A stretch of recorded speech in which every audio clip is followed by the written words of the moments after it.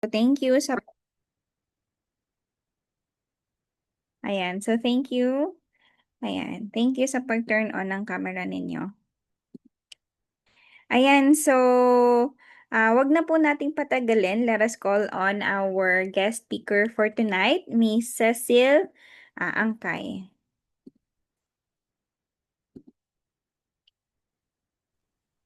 안녕하세요, 여러분.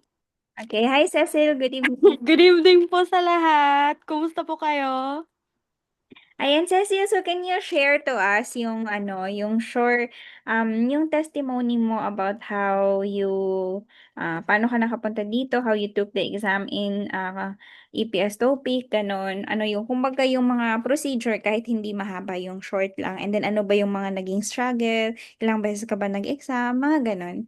So, i-share mo sa kanila para sila din ma-inspire. Sige, sige po. So, ako po pala is KLT KLT 2023 ba yun po? So, ako ay taga Cebu po. Pumunta pa po ako ng Manila to take the exam. Sino po doong malayo sa sa sa Manila, yung sasakay ka pa ng ng eroplano talaga para lang po makapag-exam. So struggle ko din po yon first time. Talaga po, wow, ang daming malayo. Hala, fighting po kayo. First time ko pong pumunta ng DMW na mag-isa lang, yung first time mo makasakay sa eroplano, yung parang, halo yung feeling niyo yun noon na parang matatakot ka pero andun yung fighting spirit. Yeah. So, tinake ko po yung I took the exam last February 2023 and then na-select po ako October 2023 din po. And then yung processes po kasi nun is sobrang haba po. Tapos sa DMW medyo ano din po yung ano nila dun, sorry, pero yung service parang ang bagal kaya napatagal po ako na pumunta po dito. So like nakarating po ako dito nung March 2024 na po. So, mahaba po talaga kaya andun po yung patience ko and then yung faith ko talaga kay God. Kaya sa inyo din po, I hope na magpatuloy po kayo sa kung ano man yung ginagawa niyo po ngayon. And then kung kayo ay mapagod man sa pag-study niyo ngayon, always po i-think niyo yung reason on why you started that studying in Korean. And, ano lang, basta fighting lang po. And kung ma-feel man niyo na mahirap mag-study, kung nasa stage na kayo na nahihirapan kayo, parang kasi kung nahihirapan, nacha-challenge yung utak po natin. Kaya parang may something tayo na na-learn, something new na na-learn natin. And always pray lang to God, have faith. Kasi yung ginawa ko kasi parang sa tingin ko kasi parang hindi hindi ko strength yun. Parang lahat-lahat ng nangyari sa akin yung pagpunta ko dito, parang through hindi siya parang through God talaga siya. Kasi ayun yung ginawa ko, parang prayer lang na makapasa ako. Pero do your best din po. Kasi kung wala din naman na yung best natin sa pag-aaral, parang paano naman tayo tutulungan kung hindi tayo kikilos, 'di ba? Kaya parang ipag ano nga yung ano na yun, do your best and let God do the rest. So, ano po, ano lang, prayer and believe what you prayed for po. May ano nga po yun, yung may verse nga nun na Mark 11. Mark 11:24. Therefore, I tell you, whatever you ask for in prayer, believe that you have received it and it will be yours. Yes, so i-claim niyo na po na makapunta po kayo dito sa Korea. Fighting Amen. lang po, fighting imnida. Cecil, Cecil, Opo, Cecil, bago tayo matapos, ngayon ilang opo. taon ka na nga sa Korea? 1 year and 6 months po. 1 year and 6 months. And then, ano Opo. yung work mo dito ngayon? Like, saan ka na-assign? Nagwo-work po ako ngayon sa kimchi factory. Kimchi Factory, gumagawa kayo ng ano. Mahirap ba yung Kimchi. work doon? Hindi naman. Actually po, I'll tell you the reality. Sortihan din kasi sa company pagdating po dito. Pero maswerte pa rin po ako sa company ko kasi masasabi ko din sa sarili ko na kaya ko yung trabaho. Hmm. Oo, gina-guide naman din ako ng Panginoon. Siya pa rin yung nagbibigay ng lakas sa'kin. Yung ano ko po, trabaho po ngayon is nagpapa-head po ako ng Yung yung sauce na pechay. hindi sa Ina-apply ko sa pechay. Pero kung minsan na ano din ako sa ibang puwesto, kaya Hmm, mahirap po. okay. Pero And then, fighting pa rin. Opo. totoo ba? Kasi marami silang rin nire-raise na concern na mahirap daw kunin yung mga Yoja or babae. Totoo ba yun? Na konti lang yung mga EPS na Yoja dito sa Korea? Nakita naman natin na hindi, di ba? Kasi andyan si... Oo, kasi po madami na ngayon, eh. Noon Mhm. siguro na parang masasabi mo talaga na, konti lang yung nakikita ko na nakapunta talaga dito. Pero ngayon po parang, dumadami na. Yung kasunod nga ng batch namin parang 20 sila na na-hired sa Na training babae. center, oo. Nasa Mm. training center na po sila dito. Kaya Mm. madami pa rin. Ayun. Mm. And then, can you share also to us magkano yung, ano mo, yung sahod mo? Para ma-inspire Wow. naman. Sa company po namin is basic lang talaga po yung natatanggap namin kahit pagod na pagod.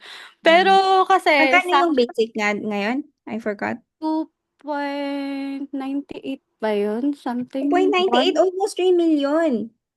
Ah, 3 million. Ano Hindi, po?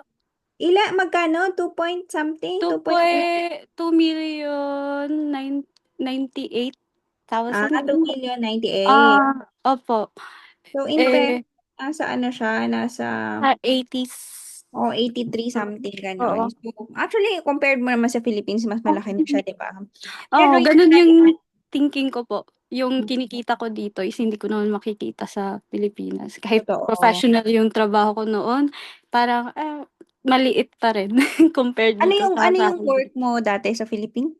Ako po ay isang ESL teacher. ESL teacher. Po. Ano daw yung score mo Eh, before when you took the exam? Ah, ako po ay nakascore ng 125. 125 and the passing is Passing was 110. 110. Ayun. Okay Mm. na. Kaya niyo po yan. Yes. So, ayun, kahit malaki yung sahod dito sa Korea, I hope you will also ready your heart kasi hindi rin siya madali. Mahirap din siya actually. Yeah. Kapag labas niyo ng bansa talaga, hindi siya madali. Hindi singdali ng trabaho dyan sa Pilipinas. And then we have to also foresee na, yun nga, mahirap yung trabaho dito, hindi madali. There are culture differences. 'Di ba, Cecil? Sobrang Yes, layo ng sobrang magkabaliktad yung culture natin sa very ano po. sa Koreans. Kaya kung mahina-hina yung puso niyo tumanggap ng mga saway, mga nasisigawan kayo, feeling ko hindi kayo tatagal sa ganun. Kaya ngayon pa lang sinasabi na po namin. Kasi marami po kaming nakakasama dito. Kasi dito nga, we have a Filipino community center. And then meron ding mga nag-shelter sa amin dito. And then there's a lot of Filipinos na hindi naman, pero somehow, hindi nila natatagalan yung mga ano, yung mga nasisigawan sila, ganun. But that is already the culture of Koreans. Syempre, kung mapunta ka sa ano, sa ganitong mabuting amo, edi maganda. Pero what if hindi, 'di ba? Mm. Still, we have to ready our hearts. Kasi pupunta ka sa ibang bansa, makikipagsapalaran ka. Ganun. So, despite the hirap naman, andyan naman yung Diyos na tumutulong sa atin. So, ngayon pa lang sinasabi na namin na, syempre, pag pumunta tayo dito, maganda yung sahod, ganyan, yan. Baka yan lang yung ina-expect natin. But we also have to ready our mindset, our heart na pagdating ko doon, may ganitong kahirapan, may ganitong kabigatan. Para tayo din, pagdating natin yung puso natin dito, 'di ba? Mabuti man or hindi yung amo natin. At least, ready yung puso natin. Pero wag kayong mag-aalala kasi hindi naman sila ganun kasama, yung mga Korean. Syempre yung mga masisigawan ka, something ganyan. Pero kapag sumusobra na talaga, ano, pwede silang i-report sa labor dito. And then, pinoprotektahan ng labor yung mga worker dito. Kapag nagreklamo kayo, ganun, i-release nila kayo sa company. Pwede kayong maghanap ng ibang company. Ganon. So, kapag andito kayo, don't worry. Tawagan nyo lang kami. Punta kayo sa, sa office namin. Tumatanggap kami dito ng release. Ganon. Release, yun yung tawag kapag umalis kayo sa company. Either pinaalis kayo or umalis kayo sa company. Right, Cecil? Opo. Nung kahapon nga po nag-ano nga po si Pastor Joshua sa'kin na sa company po daw namin may ipapasok. Pero di ko po sure kung ano, kung tumuloy Oo. po si Andito siya sir. ngayon actually, andito siya Talaga ngayon po? sa Sa nasa-shelter siya ngayon sa shelter? KFC. Kaso Okay po. hindi ata siya tumuloy kasi wala daw OT. Kasi yung Oo, iba, ganun daw. gusto nila OT kasi pag may OT, mas malaki yung sahod, di Mas ba? But I malakas. think in your Oo. company is wala siyang OT. Oo, totoo Mga po. ganun, at least may Okey. mga words na kayo, di ba, na ngayon pa lang nalalaman na, Opo. ganito pala pagdating ko sa Mm. Korea. Kanina Anyway, po may dumating na isang Yoja sa'min bago. Pinay, di ba? Right? Tinuturuan Ayun. ko kanina, nagbayad. Hindi Yun man ay galing talaga talaga yung sa Pinas. in demand yung Yoja din sa Korea ngayon. Mm. Food processing, madami talagang hiring na sa food processing. Nung time ko, yung inano ko sa paper na parang inano namin, yung choices na kung saan na manufacturing, anong kinds, ganun. Pinili ko dun yung food processing. Pwede pala Pero ganun. nasunod naman, nasunod. Yung iba daw hindi nasunod, pero sa akin nasunod naman. Parang madami for you diyan na yung food processing. Okay, Yun sige. lang. Ayun. So, thank you so much, Ceci. So, wag na Yun nating po. patagalin. And then, before we end, let's take a picture. Cecil, wag ka Ah, muna umalis. Let's take a picture muna. So, can you take a pose? Yung mga naka-open yung camera. Anong pose ba magandang gawin natin? Ganito na lang. Heart sign na lang. Okay, one, two, three. Heart sign and smile. Okay, ayan. So, thank you so much, everyone. And then, so ngayon, Cecil, thank you so much din. po, pwede na po ako Okay. mag-leave. Thank you Yes, po yes. Thank you. everyone. Oo. And then, ngayon, we are going to continue our class. And then, after our class, magkakaroon tayo ng EPS exam registration na orientation. So, I think not all of you are going to take the exam, di ba? So, kung sino yung magre-register, I think it is required for you to join para malaman nyo. And yung sa mga hindi pa naman mag-exam, you can still join. We are still encouraging you to join, ganon. Pero kung hindi naman, okay lang din hindi. Pero yun nga lang, sa mga mag-exam talaga, I think you have to really join. Kasi hindi kami yung magre-register sa inyo, but we will guide you. Okay po? Okay, so ngayon, hanggang dito na lang po muna ako and I think your class will continue with Miss Hannah. So, see you later, everyone.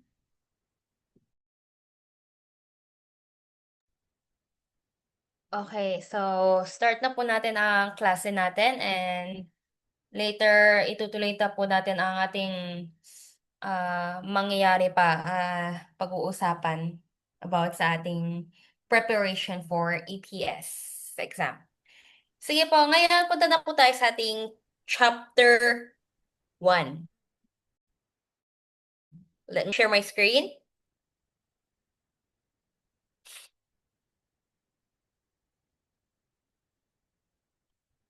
Okay. Now, we're gonna talk about the actions. Finally, lalabas na po ang ating verb. Okay, actions, verb. And ang ating objects. Objects. It's about the grammar. It's about using oyo and ayo, which is the informal way of respect. Di ba po ba? Informal way of honorific ending. And also ang paggamit natin ng objective particle.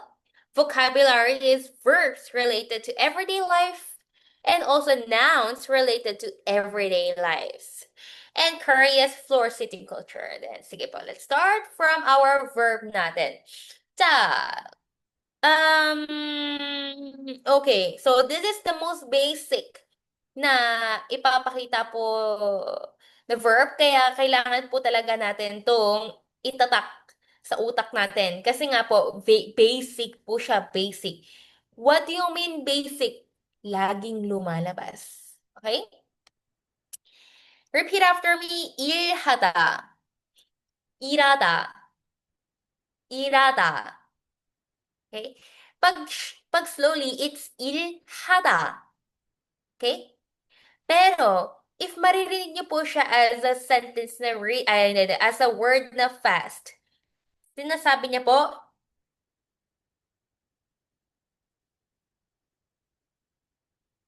일하다. Repeat after me, 일하다. Okay, 일하다. Next, 공부하다. 공부하다. 운동하다. 운동하다. 전화하다. 전화하다. 요리하다. 요리하다. 쇼핑하다. 자, hanggang ngayon, meron po tayong nakitang hada, hada, hada. Ano kaya meaning ng hada? Hada means to do. Okay? Means to do. Pero, ang nakikita niyo po laging nasa harap, ayan po yung noun natin. Noun po yan lahat, yung nasa harap niya. Pero nilagyan lang po siya ng hada para maging form siya ng verb. Okay? Limited lang din po yung mga noun na pwede natin lagyan ng hada para maging verb. Example po yung nakikita niyo sa harap natin. 일 is a work. 일하다 is to work. 공부 is a study. 공부하다 is to study. So kapag sabi 공부 lang is a noun na study. Pero kapag sabing 공부하다, to study na verb. Okay? So, take note nyo na lang po yan kasi dalawang ano yung vocabulary yung ma-memorize nyo dyan. Isa yung verb, isa yung noun. Di ba? Next, 쉬다 is just wala na siyang, hindi na siya ina-add ng hada. Hindi siya from noun word. 자다, 자다. 가다, 가다, 오다, 오다. Okay? 자, tip natin dito. Kada, oda. Yung kada, oda daw are used with a place A. Okay? Take note na lang po natin. Nilalagay daw po siya after na place plus A natin. Example, 회사. It's a, tawag dito? Company. 회사에 가요. Go to the company. 기숙사. Ano yung 기숙사 ulit? Dorm. Okay, dorm. 기숙사에 와요. Come to the company. I come to the dorm.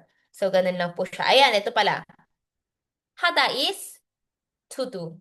Okay? Take note. After memorizing this, you can answer this sa ating under ng vocabulary natin. So, let's look at the first grammar dito. Ayo and oyo. This is just the same with using ano tawag dito?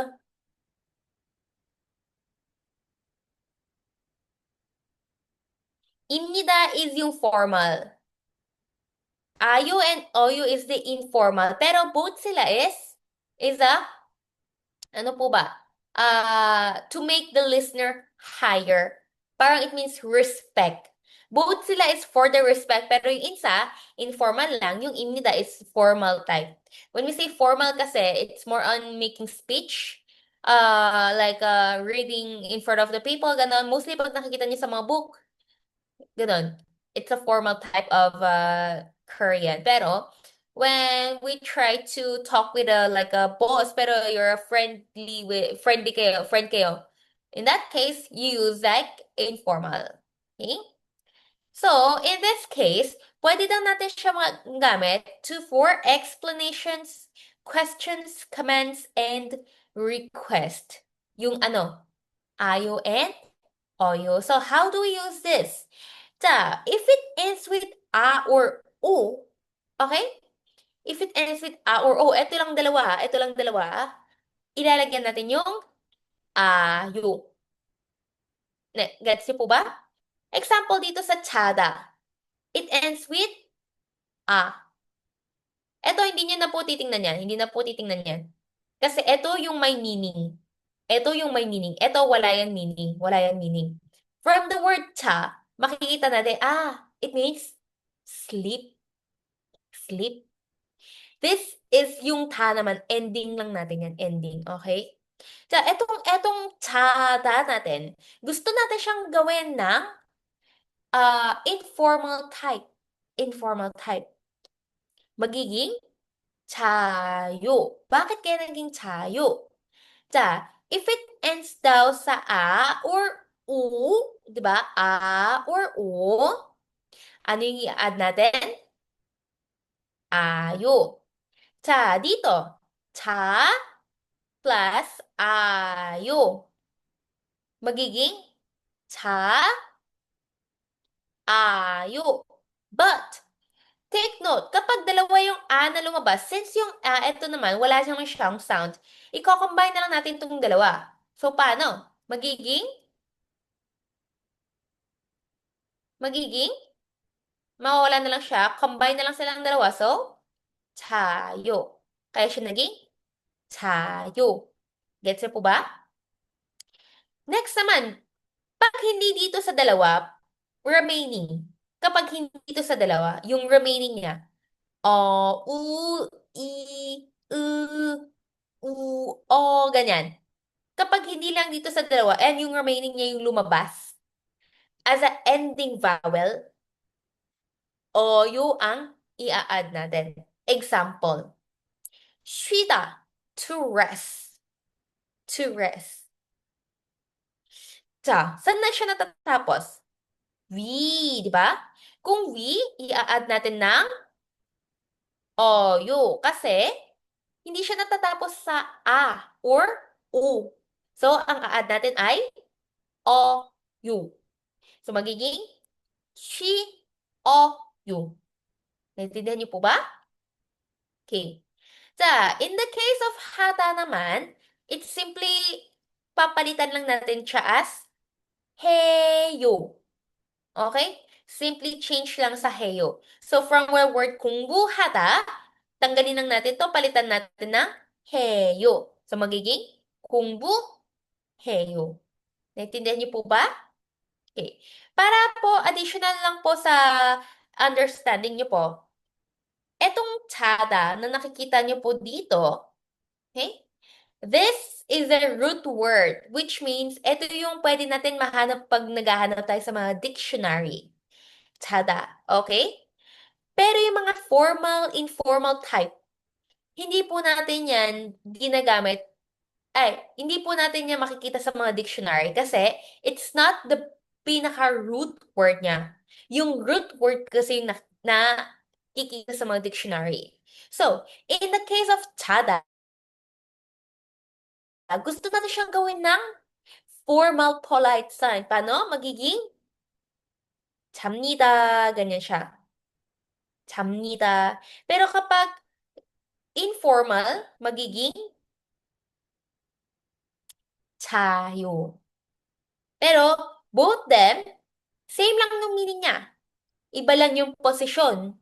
Kung ano ba yung type or gaano ba kataas yung pagbibigay natin ng respect. Ganun. Naintindihan niyo po ba? Depende siya sa situation. So, just take note nyo na lang po yan, okay? If it ends with ta, it means it is a root word. Root word. Hindi po ito yung root word, okay? Kasi ito, meron na tayong inad na ending. Ito naman, ito lang yung ending niya eh. So meaning, this is a root word. From this, iiba-ibahin natin yung mga form ng ending niya. That's the Korean, how we change yung mga ending vowel natin. pwede siya maging 잡니다, pwede maging 자요, 자고 있습니까, 잘 겁니까, 잘 거예요, 잤습니다. So, iba-iba po siya. Endings po yung nag-iiba. It gives something change for the past, present tense, and future tense niya. Ganun po yun. Okay po ba? Example po tayo dito. 자, 칼로 씨는 si Mr. Carlo daw ay 자요. He's sleeping. Mr. Carlo is sleeping. 푸엉 씨는 일해요. 자, ang 일해요, it's from the word 일하다 to work. 자, ang hada papalitan natin ng 해요. So, naging 일해요. 유스프 씨는 공부해요. Again, itong 해요, pinalitan natin po siya. Naintindihan niyo po ba? Okay. Simple lang po siya. Tsa, try po natin to for as a practice. Kada means to go. 자, kada ends with a. Tama po ba? It ends with a. So kapag a ang natatapos, ano yung i-add natin? We are going to add ayo. So let's add ayo. Sa magiging ayo. Sa, ano po yung sinabi ko? Pag a plus a, i-combine na lang na siya magiging isa lang. So magiging kayo. Okay? Next. Uda naman tayo. To come. To come naman tayo. 자, uda. It ends with u, di ba? Tama po ba? It ends with u. Ano po yung rule natin? If it ends with a or u, anong gagamitin? Ayo. So, paano? U plus ayo magiging u. Di ba meron po tayong u plus magiging ano siya? Wa. Di ba? So, same lang din po dito. Wa. Yu. Okay? Wa. Yu. 자, next naman tayo, number 3. Shida naman tayo. Shida means to rest. 자, shida, it ends with we. Pag it ends with we, wala siya sa a or o. Kung wala siya dito, ano po yung gagamitin natin? We are going to add oyo. Okay? So, she plus, ano yung i-add natin? Oyo. Magiging she oyo. Gets niyo po ba? Yes. So in this way, you can practice what are we going to add. It's either ayo ba, oyo ba, heyo ba. If na-practice niyo po siya patuloy-tuloy, masasanay po kayo kung ano na yung gagamitin. Lalabas-labas na siya agad-agad kung ano na yung gagamitin. Kasi aware na kayo, aware na. Naintindihan niyo po ba? Okay. Same lang po dito.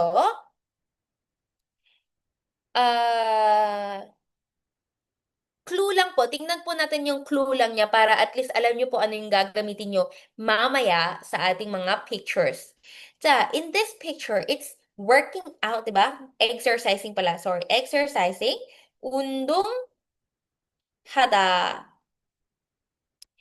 In communication kasi, we don't use this root word natin. Okay? Hindi natin ginagamit yung mga root word na yan when we are doing like a conversation.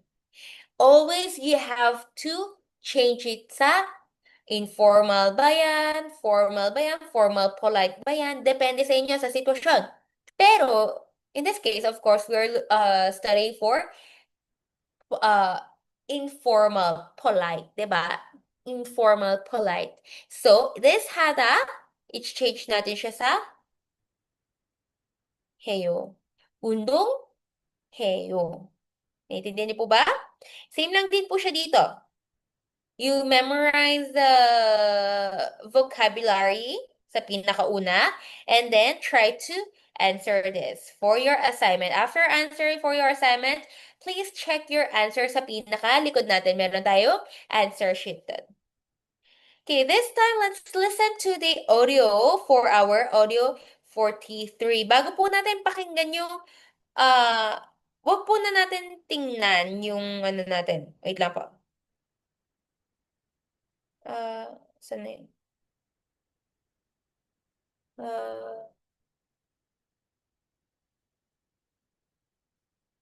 Okay. Wala yung 43. Wait lang po.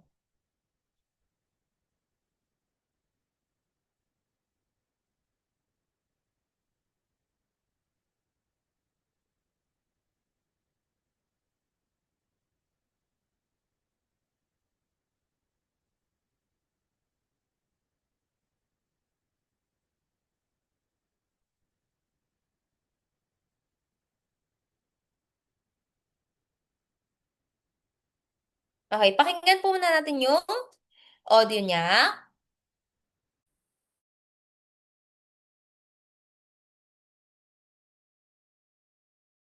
다라 씨는 뭐 해요? 다라 씨는 요리해요. 니찬한 씨도 요리해요? 아니요. 니찬한 씨는 운동해요.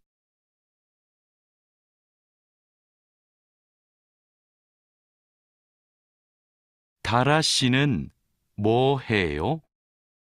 다라 씨는 요리해요. 니찬한 씨도 요리해요? 아니요. 니찬한 씨는 운동해요.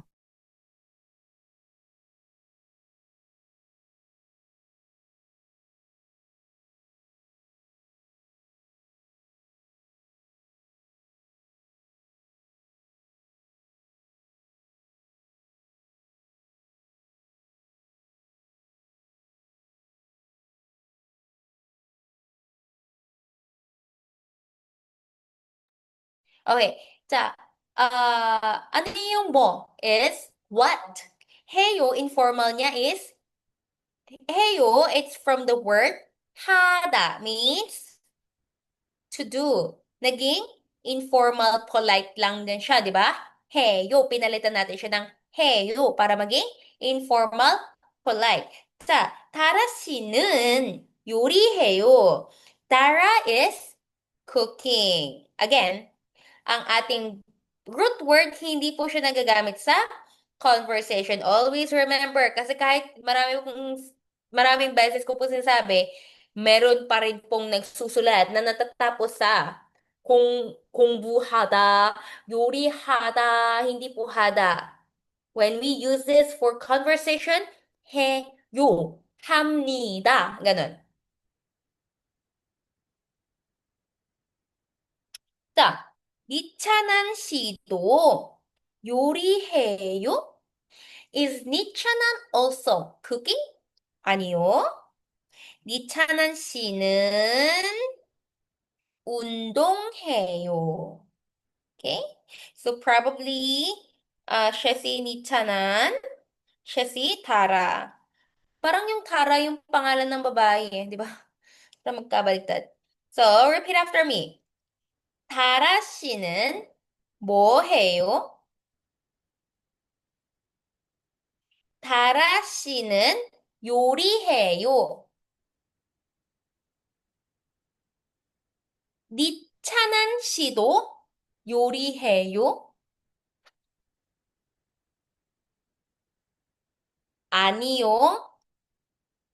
니찬한 씨는 요리해요.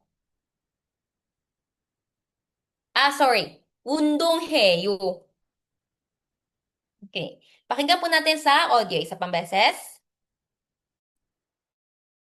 다라 씨는 뭐 해요? 다라 씨는 요리해요. 니찬한 씨도 요리해요? 아니요. 니찬한 씨는 운동해요. Okay. May naririnig po ba kayong sentence na pinag-aaralan po natin? Meron? Meron? Okay, meron. Sige. Sa tip, bo is used to ask what an unknown fact or object is. Okay, bo. Ano? In Tagalog, it's ano. Ganun po siya, ano. It's like, anong ginagawa mo ngayon? 지금 is now. 지금 뭐 해요? What are you doing now? Ganun po siya. Okay? Sige po.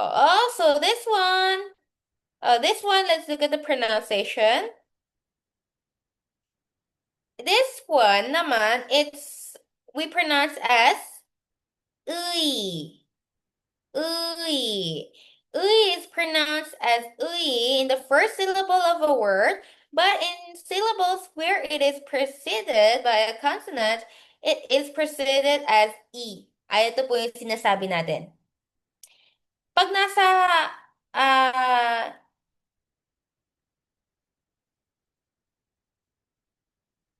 okay.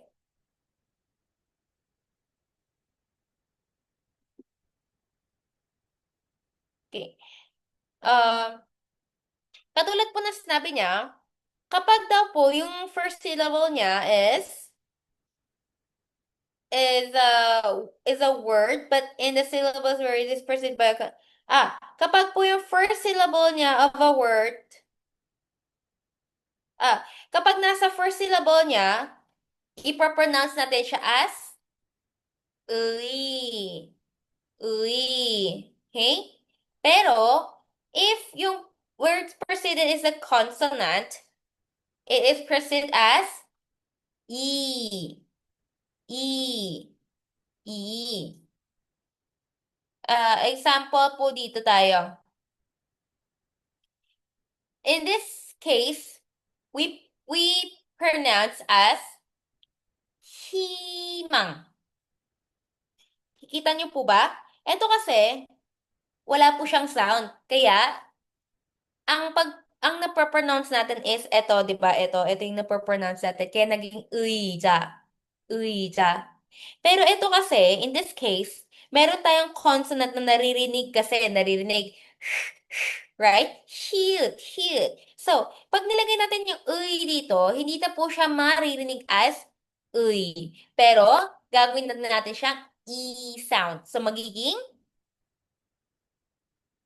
he ang pronunciation. Ganun lang po yun. Okay? So, pag ipapronounce siya, mang. Himang. Ganun po siya. Hindi siya huimang. It's himang. Same lang din dito. This one is a consonant, right? Consonant.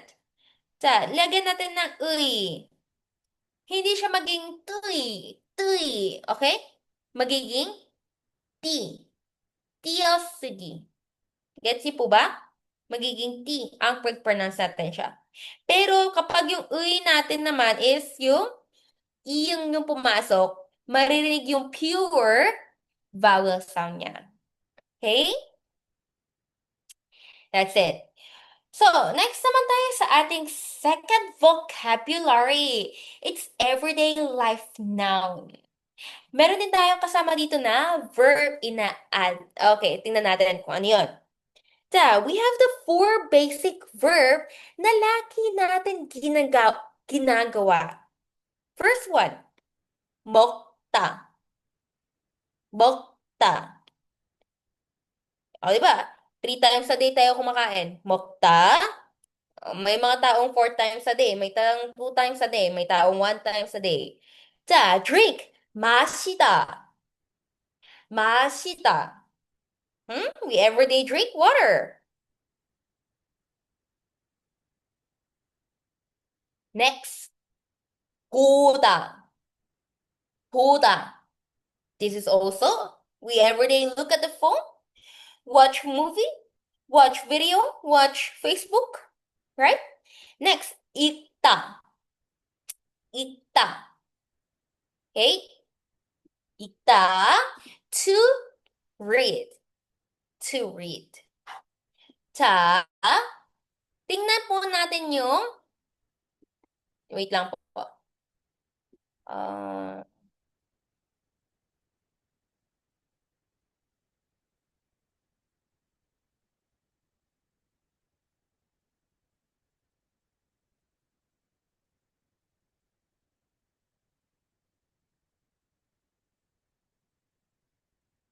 Okay.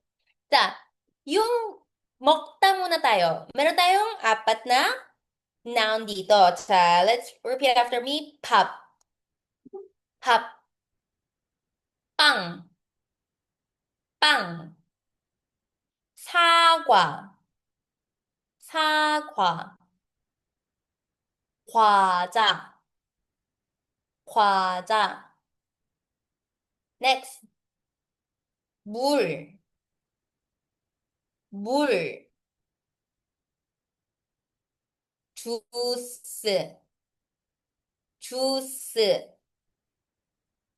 우유, 우유, 커피. This one is a heart. Coffee. Okay? Sino yung mga coffee lover? Meron ba? Ang dami. Ang daming coffee lover. Ang dami naman heart. Isa lang, chill lang. Hindi ko po kayo lilibre.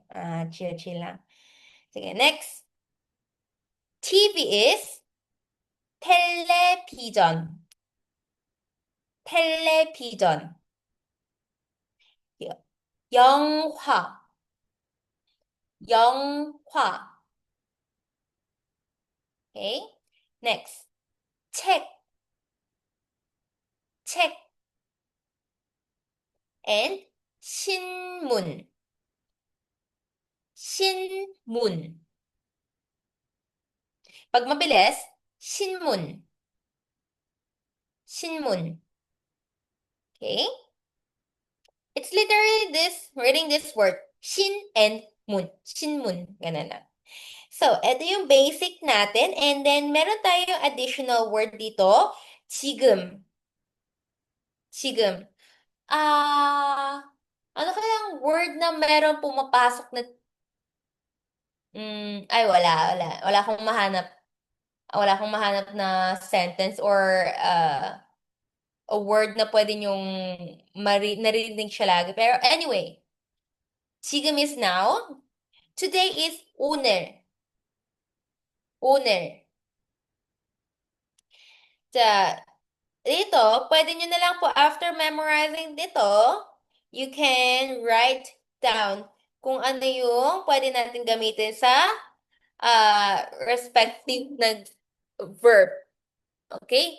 Kung ano po yung pwede natin gamitin sa ating noun to verb. Tingnan natin dito. When combining ayo and oyo, ito yung pinag-aralan natin. Right? Pinag-aralan natin. Ayo and oyo with verbs or adjectives ending with a vowel, a or o is sometimes omitted or combines with the last vowel of a verb or adjective stem into a single vowel. Ano daw? Hindi ko gets. Sige, gets natin. Kanina same lang po yung sinabi ko sa inyo. From the word tada, it's a root word. Saan na siya natatapos? Kailangan natin siyang i-add ng ayo. Since dalawa na yung mag-iisa na lang siya. Combine. 차다, 차요. Right? Same lang din. Kapag O plus O din yung lalabas. Okay? Pero, pag U plus A, ang lalabas ay wa. Okay? Same lang din po siya sa mga ating vowel, di ba? Meron tayong wa na vowel talaga. Di ba? Meron tayong wa.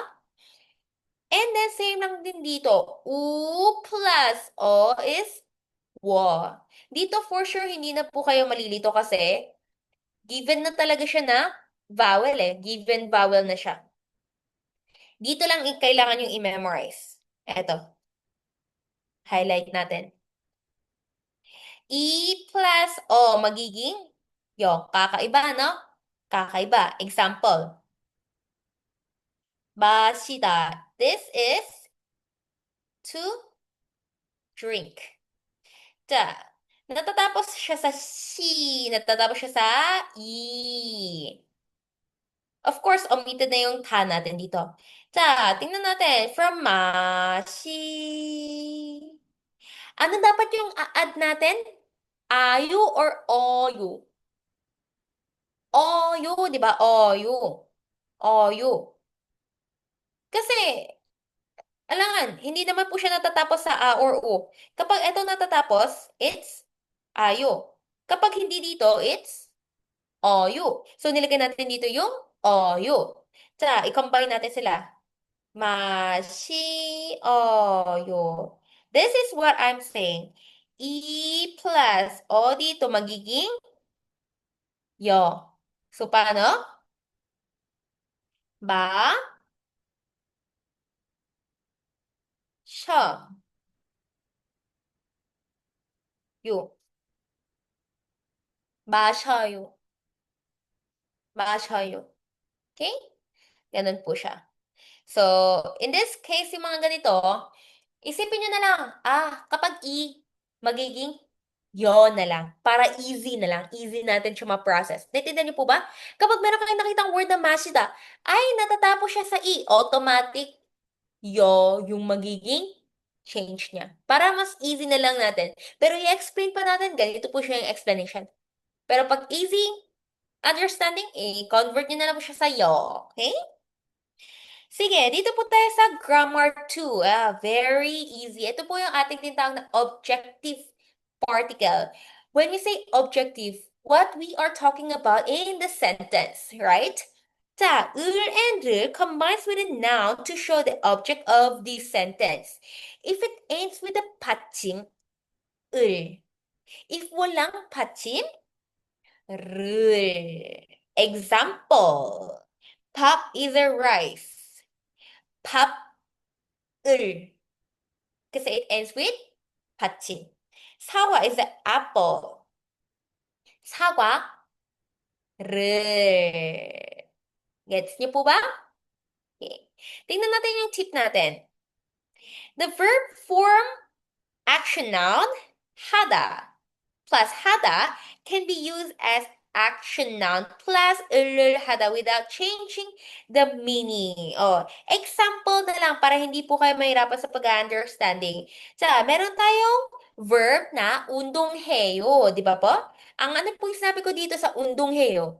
Etong undongheyo, it's a combination of a noun plus verb na hada. Tama po ba? Kaya siya naging undongheyo.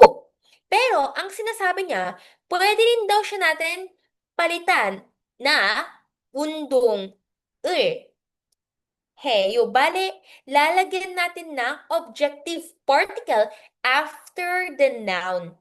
And then, lalagyan natin yung verb. So, undong을 해요. Same. Patas silang meaning. Same silang meaning. Ang sinasabi niya lang po, pwede maging ganito yung sentence. Pwede. Hindi siya mali. Example, 전화해요. To call. 전화 is a noun. Ito, it's a noun, right? Ito, it's a verb. And etong 전화, since it's a noun, pwede natin siya i-add ng 을 or 를. Kasi ito naman, dumidikit siya sa mga noun. So, 전화. We use 를. And then, ilagyan lang natin ng 해요. 전화를 해요. To call. 전화해요. To call. Same lang po sila meaning. Okay? Later na lang po natin i-process. Hindi ko ma-process. Later na lang, okay? Basta, Nagets niyo siya. Later niyo na lang siya i-process ulit. 자, tingnan natin dito. 왕민 씨는 밥을 먹어요.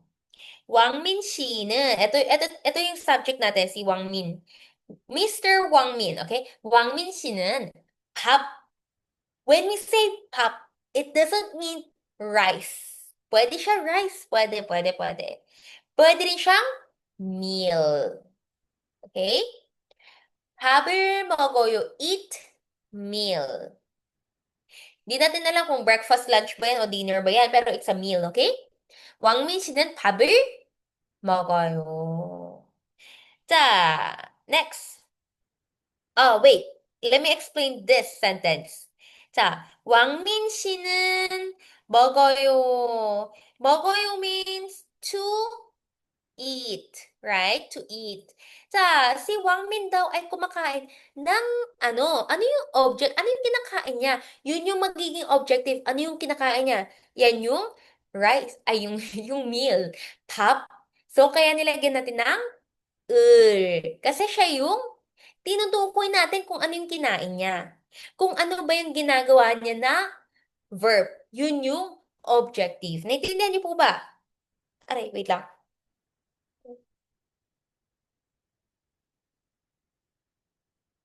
Natusok ko po yung kamay ko. Ay, natusok ko yung mata ko. Aray. Sa next song, aray. Wait lang.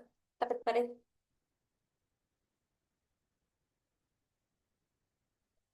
자, next.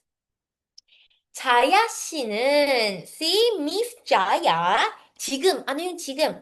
It means now. 자, 읽어요 means to read. 읽어요. pag yung sentence. 자야 씨는 지금 읽어요. Si Miss Jaya ay nagbabasa ng ano? Ano yung binabasa niya? 책을. ang book. The book. Okay? Ang book ang binabasa niya. So, etong objective naman, hindi po siya pwede pumunta sa pinakaharap katulad ng pinag-uusapan natin kanina na location particle, di ba?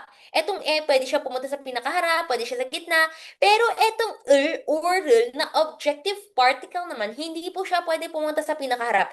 Always dapat siya nasa gitna. Okay? Gitna po siya. Nasa gitna. Diyan. Tingnan natin yung last sentence natin. Minmin Aung. Ang hihirap ng mga pangalan nila, no? Baka sa pangalan nila tayo natututo ng Korean. 민민 아웅 씨는, okay, si 민민 아웅 daw, 오늘, today.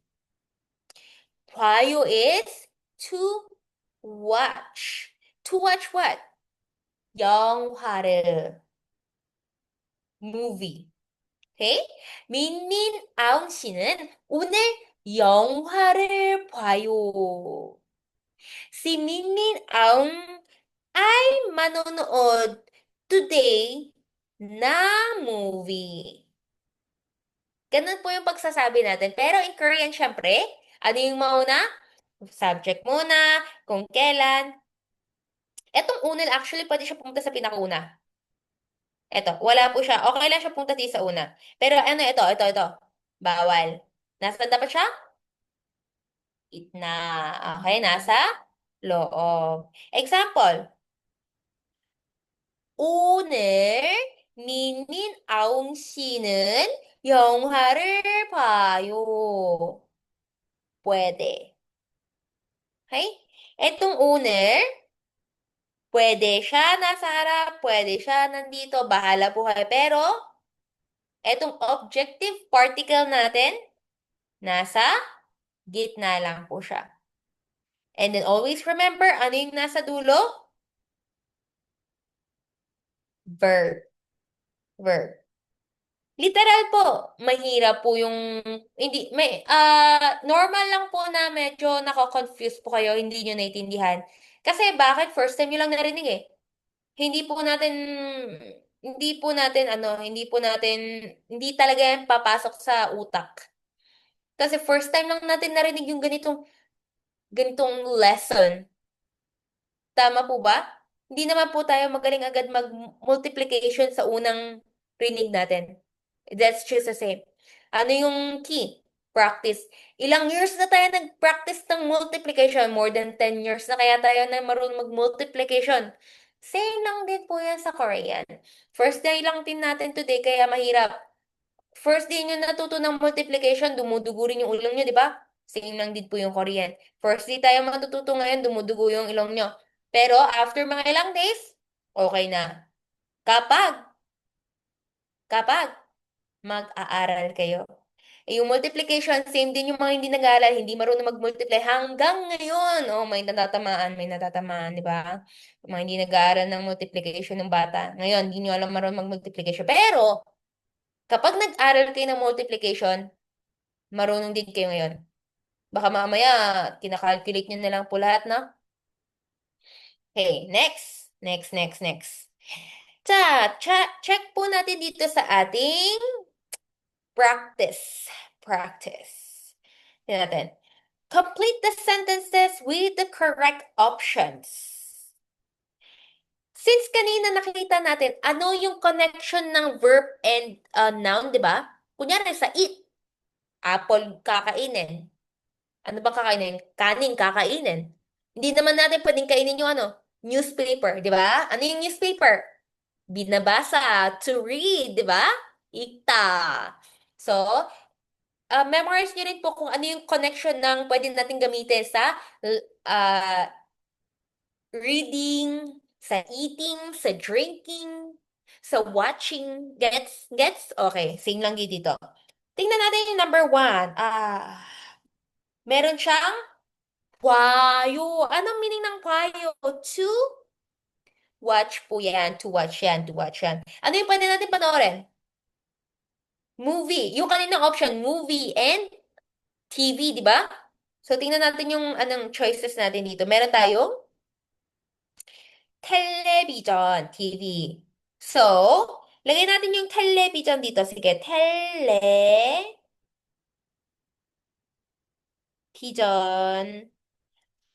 The question, 을 ba or 를? It's 을. Kasi it has 받침. Diba?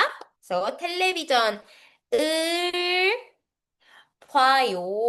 자, next naman tayo. 읽어요 tayo. Next, 읽어요 is to read naman. Ano yung pwede natin basahin? Ay, hindi. Wag natin ito gamitin. Gamitin natin ay, eto tayo, number 4, 마셔요. 마셔요 tayo. To drink naman tayo. To drink. Ano yung pwede natin i-drink? Juice. Water. Diba? Eto, gamitin natin ang juice. Juice. 자, juice. Ano yung pwede natin lagay? 을 or 를? 를. Kasi wala siyang 받침. Okay? So, you practice na lang po kung meron siyang 받침, wala siyang 받침. This, and you can check it by the answer sheet sa pinakalikod. This naman tayo. Practice speaking as shown in the example. So, we're just practicing. Nakikita natin, this is a bread. Nakalagay dito, pang. Okay? Pang is a bread. Pang. Okay? Ang cute pakinggan, no? Ay, hindi. Pag Korean kasi cute pakinggan, pero pag Tagalog, hindi eh. Kasi, syempre, ang daming nagsisimulang pang na hindi maganda, no? Mga pangit, ganyan. Pango, pang, pang, ganun. Pero in Korea kasi, cute siya pakinggan eh. Ganun. So, tingnan natin, Wang Min si. Huwag po kayo manosebleed sa mga pangalan. Pangalan lang po kasi nagpapahaba ng sentence ito eh. 지금. 지금 is now. 뭐 해요? 뭐 해요 is what are you doing? That's very simple, right? 지금 뭐 해요? What are you doing now? Ay, kumakain siya ng pandesal. 빵을 먹어요. Okay, 먹어요. 먹어요 is ano? To eat, right? To eat. Ano kinakain niya? 빵을. Pang-er. Actually, tama yung sinabi niyo, pang. Actually, yun ang answer. Pero if you're gonna make it a sentence, gagawin niyo, pang-er 먹어요. Okay? So you can practice answering by using this all noun na to. Okay? Isulat-sulat niyo po yung mga sentence na lahat dito hanggang maging Koreano kayo. Okay, hanggang maging Koreano kayo. So, pakinggan natin yung ating last conversation natin. Sa conversation, ay ito. Kaya ako to ginagamit kasi, 'di ba, every time nakikita ko po kasi si Hayun, nawawala po yung stress ko eh. Si Hayun po yung pangpawala ng stress ko. Sa 45. Kapag po kasi kausap ko po si Kuya. Ay, nakaka-stress. Nakaka-stress eh. Ay, kasama ko si Kuya. Ay. Pero pag bigla niyang ipapakita si Hayun sa tabi niya, hala, ang cute. Hala, ang cute. Ang saya pa na naman. Tapos, pag siya na naman yung nasa mukha, ay, stress. Ay, stress. Tapos, pag si Hayun na naman, ay, lang, ang cute, ang cute, ang cute. Diba? Yun po yung technique niya lagi. Kung gusto niya po akong kausapin. Lagi una sasabihin niya, Hanaya, gusto ka daw kausapin ni Hayun. Halo, kala mo nagsasalita si Hayun, no? Tapos siya pala yung magsasalita. Ganun po siya. Ganun po yung technique ni Kuya. Ay, sige po. This time, bago po natin basahin yung conversation, pakinggan po na natin mabuti kung meron ba kayong naririnig. Huwag niyo pong tingnan yung conversation dyan, ha? Pakinggan niyo lang po. 왕민 씨, 지금 뭐 해요? 저는 텔레비전을 봐요.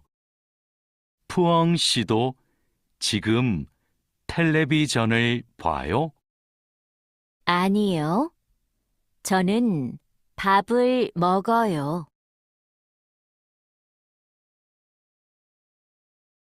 왕민 씨, 지금 뭐 해요?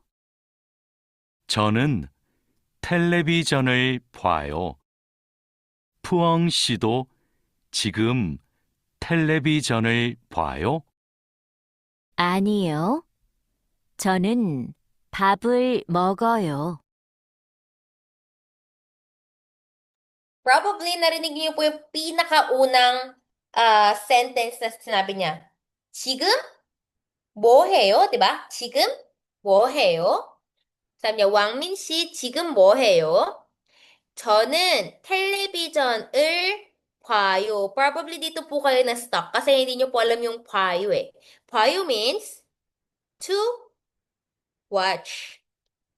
푸앙 씨도, okay, lumabas na yung to. Also, si Puang din ba? Si Puang din ba? 지금 now? 텔레비전을 봐요? nanonood din ba siya? 텔레비전을 봐요? Are you also watching TV? Si Puang to, si Puang. Sabi niya, 아니요, no. ako naman, 밥을 먹어요, kumakain. 먹어요 is to eat. 밥 is a meal. Okay? I'm eating. Okay? So, basically, pag sabing 밥을 먹어요, eating yan, eating. Okay? 밥을 먹어요. Sige daw po. Repeat after me. 왕민 씨, 지금 뭐 해요? 저는 텔레비전을 봐요. 푸엉 씨도 지금 텔레비전을 봐요?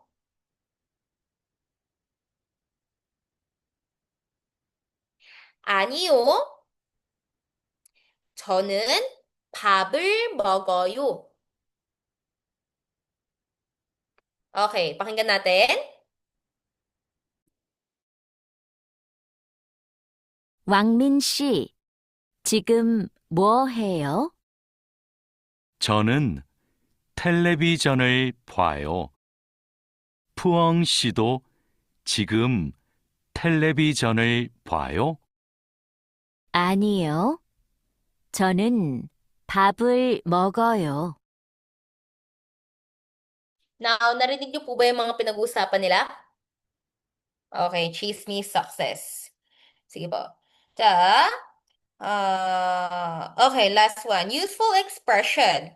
When we say welcome, sinasabi po, 어서 오세요. 어서 오세요. Ito probably, lagi nyo po siyang maririnig every time na papasok po kayo sa mga restaurants. 어서 오세요. Gaganon po sila lagi. 어서 오세요. 어서 오세요. Welcome. Kahit papasok po kayo sa mga bahay ng mga hindi nyo kilala, syempre, kilala nyo, kaya kayo papasok, diba? O, kapag papasok kayo sa mga kakilala nyo, Korean, sasabihin nila, 어서 오세요. Gaganon sila. Okay? So, also use this. 어서 오세요. 어서 오세요. Ang ano lang po dyan, ang hindi lang maganda pag welcome na also oseyo. Alam nyo, no? Kasi, di ba, pag meron tayong bahay, yung mat, maikli lang yung welcome eh. Pero pag sinulat also oseyo ang haba, sayang, di ba, sayang? So, English na rin din po yung sa Korea eh. Hindi nila ginagamit also oseyo, ginagamit nila welcome. Yung mga mat nila, welcome. Ganun. Okay. Culture information. Korea's floor seating culture. For sure, meron na po kayo mga nakitang restaurants. Ay, hindi. Wala pa akong nakitang restaurants na umuupo sa sahig dito sa Pilipinas. Pero sa Korea po, pag pumupunta kayo sa mga Korean authentic restaurants or old restaurants or sa mga province, sa mga maraming mga lolo-lola, pagpapasok kayo sa mga restaurants, ang dami po nilang mga restaurants na umuupo sa sahig. Baka kayo, mahirapan kayo umupo sa sahig habang kumakain, pero ang mga Korean po kasi sanay po kami umupo sa sahig. Matulog sa sahig. Sa Makchang House, saan po ba yon? O wag po tayo mag-promote dito ng... hindi, joke lang, joke lang. Ay, pinag-uusapan po sa Korea, Ulsan. Sige, punta po kayo Korea para maka-experience kayo ng floor seating restaurant. Before din po kasi, kapag na ba nanonood kayo ng Korean novela, yung mga, mga dynasty, ganyan, era, mga hari, di ba, nakaupo sa mga sahig, kumakain, ganun. Ayan, sa lapag din po kami kumakain. Ay, hindi ako ha, hindi ako. Sa lamesa po ako kumakain kasi dito po sa Pilipinas, yung mga flooring natin is, ang lalamig, di ba? Ang lalamig. Tayo, hindi po ako makaupo. Siyempre sa Korea kasi, mga wood, mga ganun. Kaya hindi malamig. Dito po, hindi ako makaupo dito kasi hindi ko alam kung biglang may lalabas ba na cockroach. Okay. Yan po. Yan. Yan lang. So that's it. And then, hopefully you can practice this Korean lessons natin for the 2 chapters. And then, i-practice nyo lang po. Meron pa po tayong remaining days para i-review. Basta, ang ginawa lang po natin ngayon is understanding. Reviewing is for the remaining time for yourself. If hindi nyo po na-gets, panoorin nyo po ulit yung video. And then, with the next class is next Monday. Next Monday po tayo. Okay. Baka may nakakalam, ma'am, kala ko Tuesday, Thursday lang po.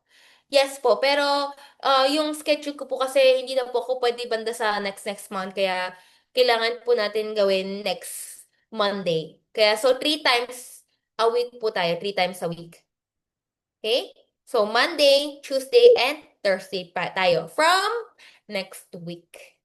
Monday, Tuesday, Thursday. Paki-remind na lang po. If meron po tayong changes sa mga schedule, i-update na lang po namin kayo ulit. Okay?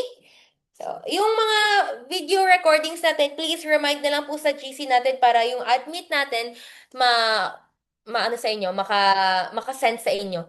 Hindi po kasi ako yung nagsasend, yung mga admin po natin. So, admin na lang po natin yung kausapin na sa mga GC, ganyan. Okay? Sige po. Let's take a picture for our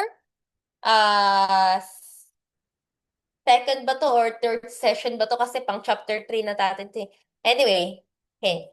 Okay, second session. Let's take a picture, everyone. Meron po bang magpipicture or ako yung magpipicture? Sige, ako na lang magpipicture. Wait. Okay, let's take a picture. Ta. 자, 하나, 둘, 셋. Ay. Okay. Thank you so much everyone for participating our second session. Kanina sinabi, di ba, meron daw po tayong uh, continuation for announcement. Sige po. Nasaan na po ang ating next speaker na continuation as an announcement para sa ating ipatutuloy na APS? Okay, thank you so much everyone. Good night po and then see you next Monday. Okay, so good evening everyone. Kamusta po kayo? Naantok na po ba kayo? Okay pa naman.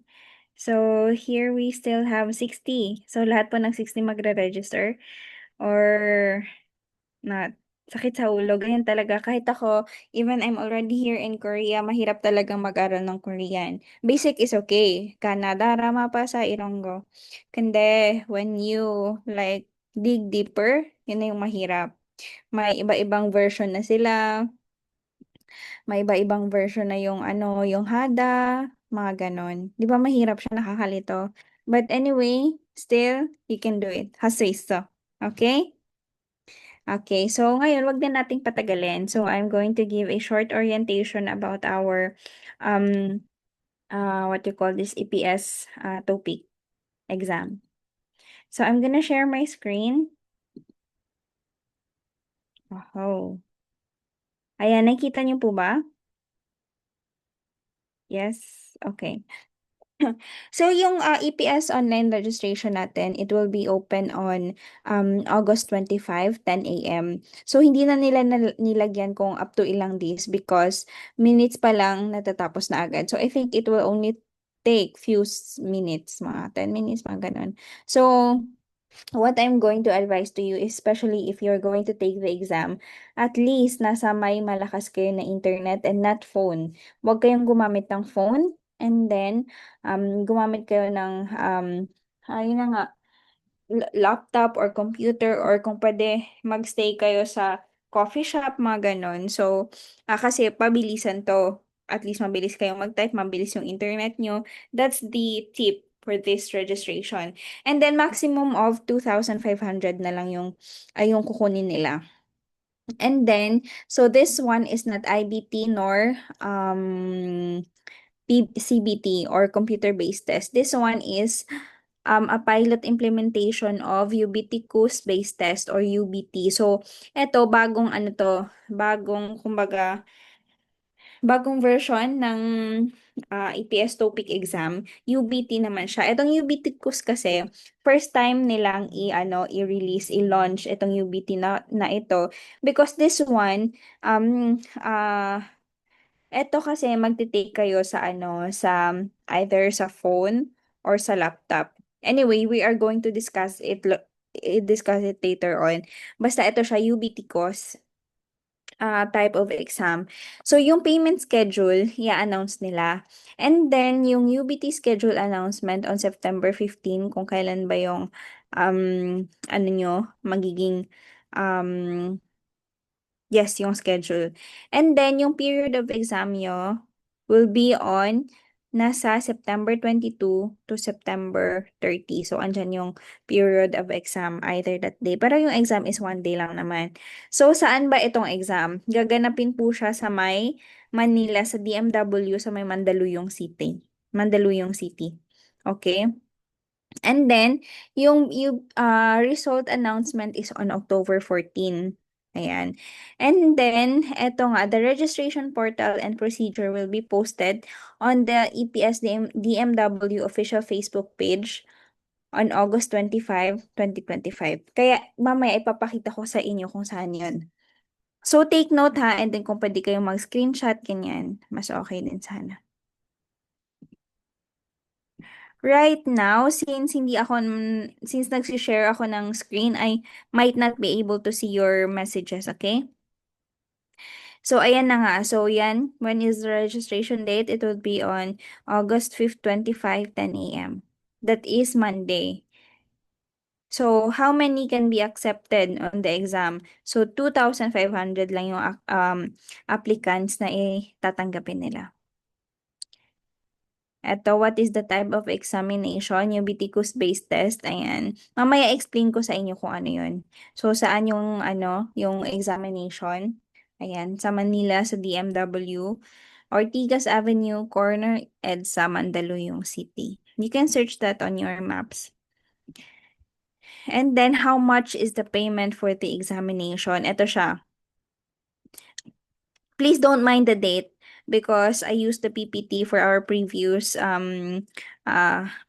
batch. So I was not able to edit this one. So don't mind the date below.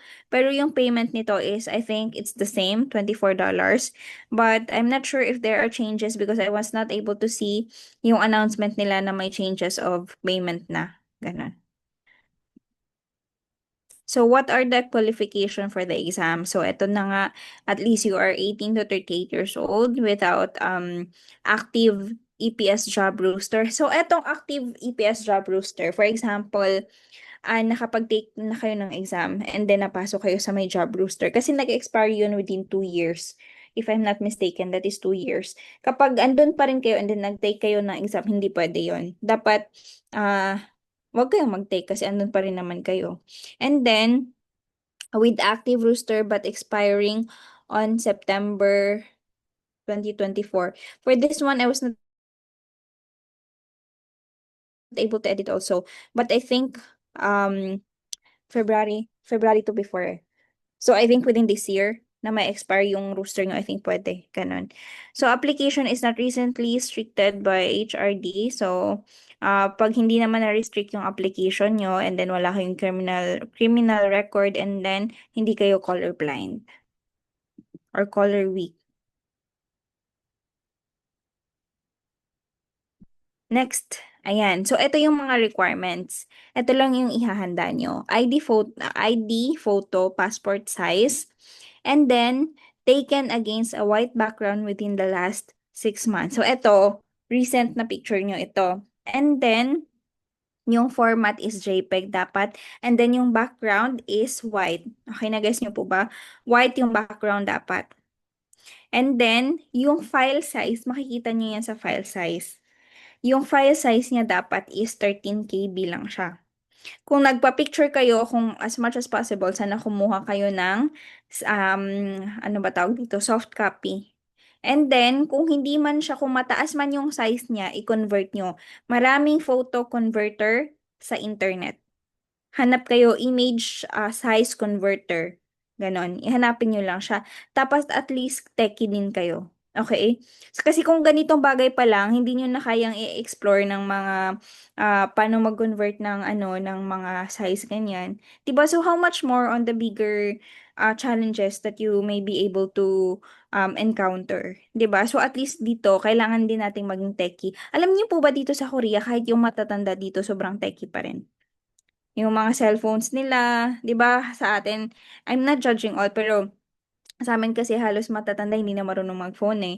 Dito kasi sa Korea, kahit matatanda mga lola 80 years old ganyan, ano pa rin sila, naka-phone pa rin sila.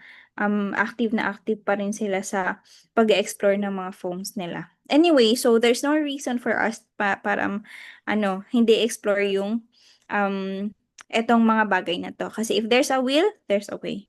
May YouTube tayo. And then, next one is scan copy of your passport. Ito without signature, no discoloration, or blue colored allowed. File size 90 KB or below. Format is JPEG. Dimension is 800px by 600px. Ito, ipapakita ko sa inyo yung sample. Ayan yung sample. Yan yung sample. Ayan, naka-check naman. So, formal siya dapat nakikita kayo. Ayan. So, hindi pwede yung ibang bagay. At least naka-formal kayo kung nakikita niyo naman dyan. And then, ito, hindi ganito yung color. At least nakaganito siya. Do not blur any information upload document with the same dimension of the original passport. So, eto siya. Ito yung lang yung bio page ng passport nyo yung i-upload nyo. Lahat naman po kayo na magre-register may passport, di ba? Ayun. So, yan yung bio page lang yung isa-scan ninyo or pipicturean nyo. At least, ito yung mukha niya. Ito yung sample. Sample only. Yan yung, kumbaga, yung appearance ng scan copy. And eto, other disqualifying factors, incorrect information during registration, using of special characters, multiple registration. So, eto dapat isang beses lang kayo mag-register. Kasi, yung quota nila is 2,500 lang. And yung mga magre-register nasa almost 100 or more than 100,000 applicants. Okay po? So, talagang pabilisan. And then, mamaya, may ibibigay akong link sa inyo kung saan kayo pwede mag-practice registration. Ito ay, ano ng DMW. So, intentionally providing incorrect personal information to create multiple registration will result in automatic disqualification from EPS topic registration. Please ensure that all details submitted are accurate and truthful for your cooperation. Ayan, eto siya. Galing din ito na announcement from DMW.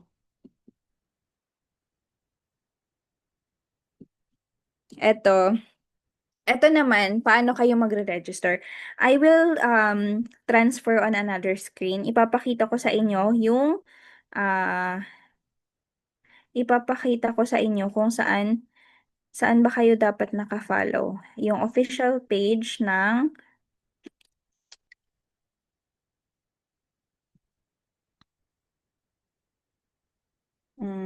wait a moment. Okay.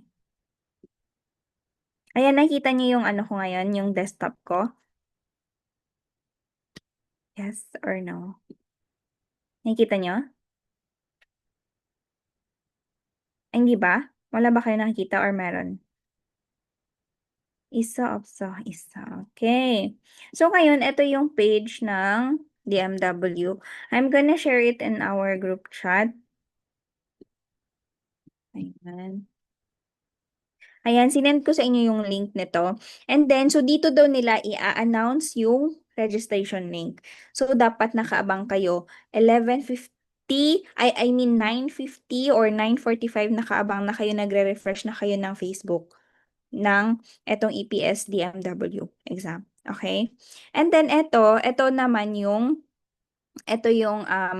dito nila in-explain yung UBT course. So, EPS Topic Advisory, Transition of the Philippines EPS Topic Examination from Computer-Based Test to UBT-based Test.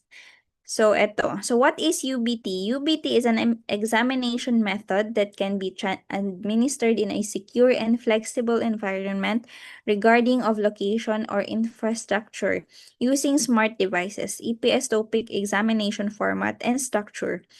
Question types and duration will remain the same. Isolating testing capability. Bakit nila ni-release itong UBT course is in order for them na para hindi lang sa Manila but also in the near future they can also open parang testing centers sa other lugar kapag may ganitong system na yung UBT course, 'di ba? So hindi na natin kailangan mag-travel ng malayo like sa Manila tapos taga Mindanao pa kayo ganun. So they opened this UBT. Pero since kakasimula pa lang nitong UBT and then they are not really under observation but syempre itatry muna nila kung gaano ka-effective ito. But for sure, this will be effective and then they will continue it on the next type of exams. Pa-add po sa GC. Bakit po kayo nakapasok kahit wala pa sa GC? Bakit? I mean, you cannot join the Zoom if wala kayo sa GC, di ba? Because I think we didn't send the Zoom in email. Nasa GC lang. Anyway, so eto yung meron silang binigay na mock test. Ayan. Practice, kumbaga, practice test. practice registration, sorry. This is practice registration. So I'm gonna send it to you. Isesend ko sa inyo yung link ng practice registration. So, ito may countdown din dito. 3 more days to go. And for the second link that I'm going to send you, ayan, that is the practice registration. So, andito din ay yung criteria kung ano ba yung eligibility criteria para makapag-take kayo ng exam. And then, andito din yung guidelines nila. Okay? So, sa ngayon pa lang, before kayo mag-take ng exam, at least ready na yung mga attachment ninyo. Ito pa lang naman yung requirements nila ID photo, and then scan copy of your passport. Make sure na yung picture size nyo is tama, and then yung tawag nito, yung photo size ng passport ninyo tama, hindi siya lahat ng information yung maliwanag. Especially kasi 'di ba yung passport natin is ano siya, somehow silky, not really silky but kapag pipicturean mo siya tas may flash yung ano mo, nagre-reflect kasi siya, yung light nagre-reflect. So ang mas magandang gawin talaga is i-scan nyo siya. May mga, I think may mga pwede namang gawan may mga malapit na scanner sa inyo. Ah, paano po pag di kami handa mag-exam po ngayong September? Pwede pa rin po patuloy? Yes, pwede naman. Okay, so this EPS topic exam of ours is pwede sa lahat. As long, kung gusto nyo man mag-aral ng mag-exam or hindi man, it's okay. Pero kasi it is designed for the EPS topic. So, pwede kayo mag-continue ng class. It doesn't matter. Okay? We are just guiding those who are going to take the exam.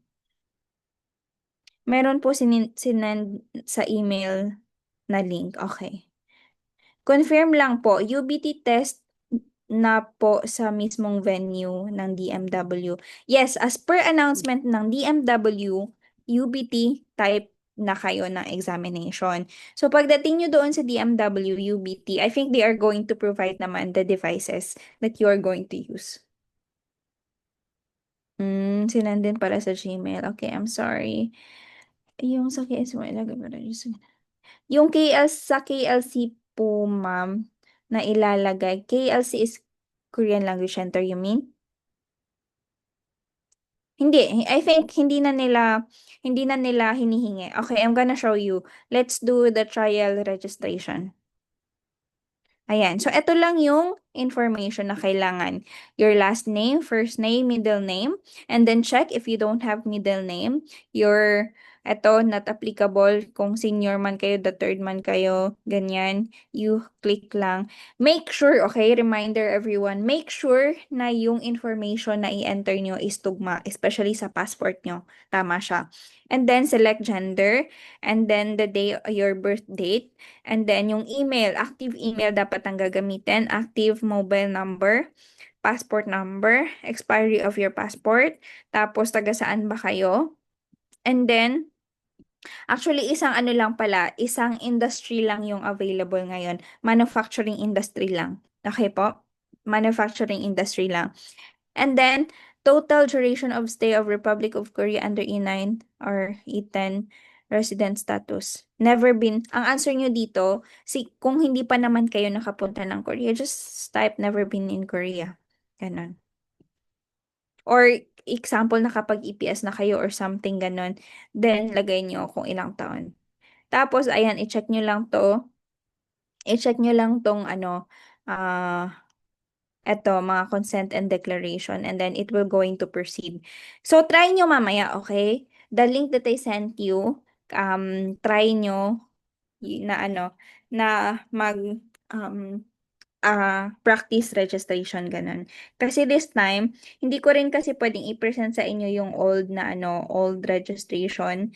Kasi nga, bago na yung registration nila since they applied the UBT and then wala pang lumalabas na UBT registration yung pinaka-final. But I think this Mac version of the registration, this is also the same with the final registration. So, ayun lang naman. Okay, so you, ayun, ganito. I'm finished in sharing what I need to share. Pero ganito, mag-simulation tayo. Sa lahat ng mga magre-register, anong oras yung registration sa August 25? Kailan August 25? It's on Monday, 'di ba? Monday. Anong oras? 10 a.m. So, anong oras dapat nasa ano kayo? Anong oras dapat nasa harap na kayo ng computer? At least 9? 9. Huwag masyadong late kasi mapapressure kayo.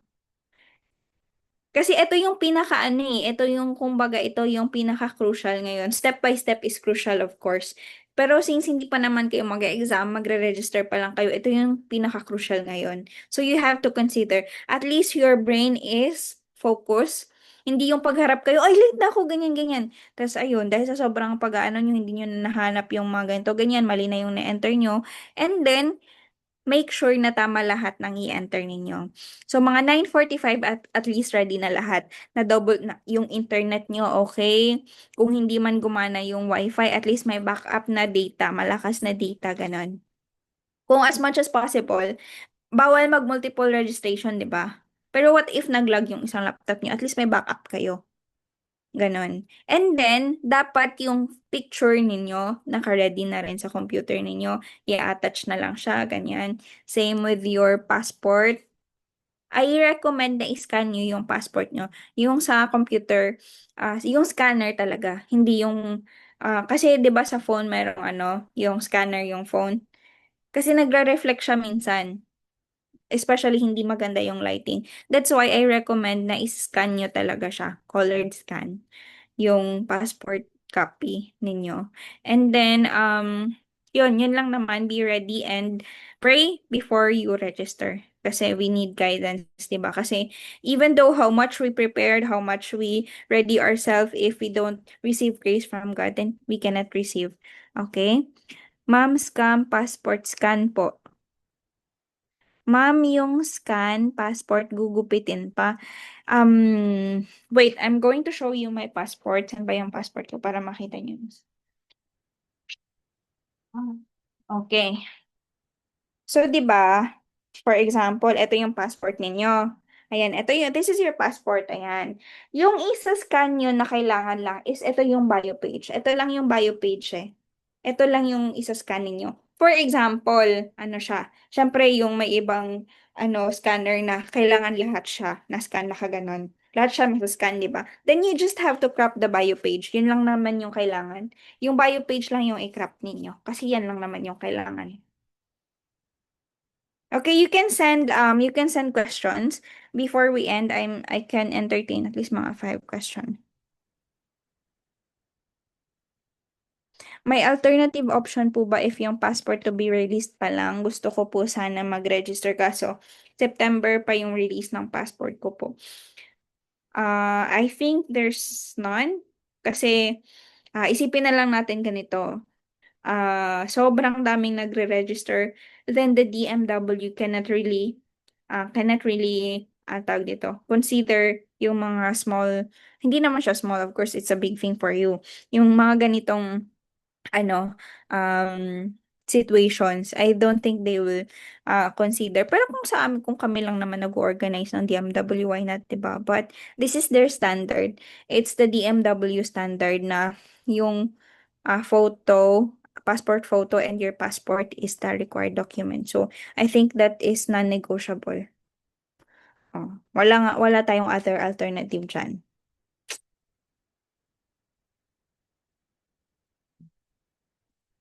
Sa part, I think that is on the last part. Merong tab na nakalagay, attach your file, ganun. Ito. Wait lang.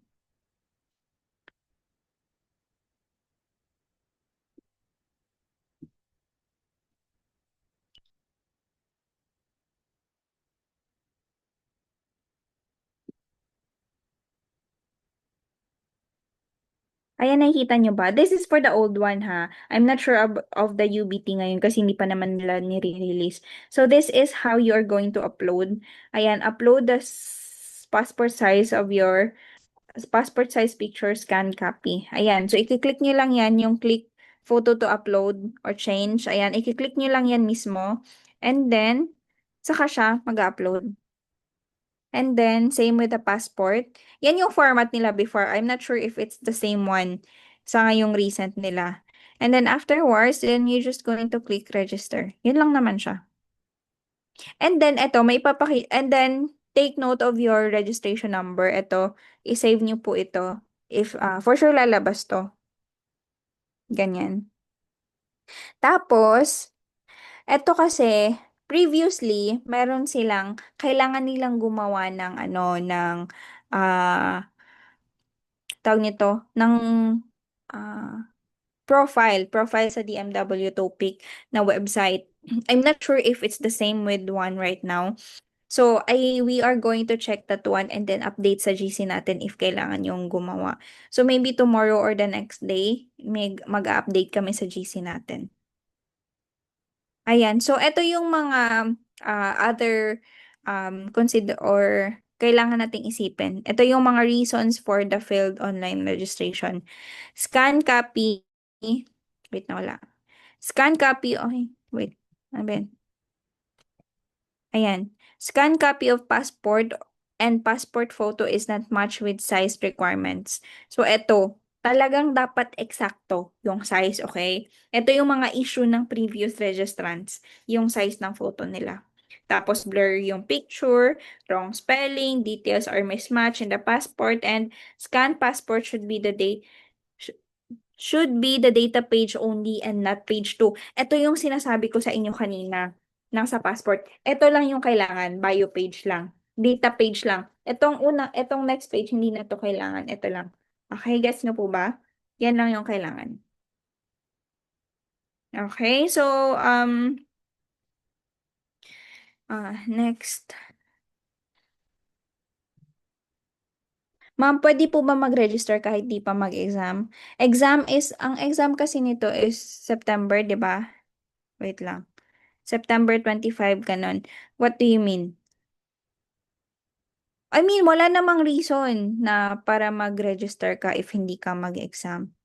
Ganun. So, kung mag-register ka, talagang mag-exam ka. Ganun kasi sayang, 'di ba?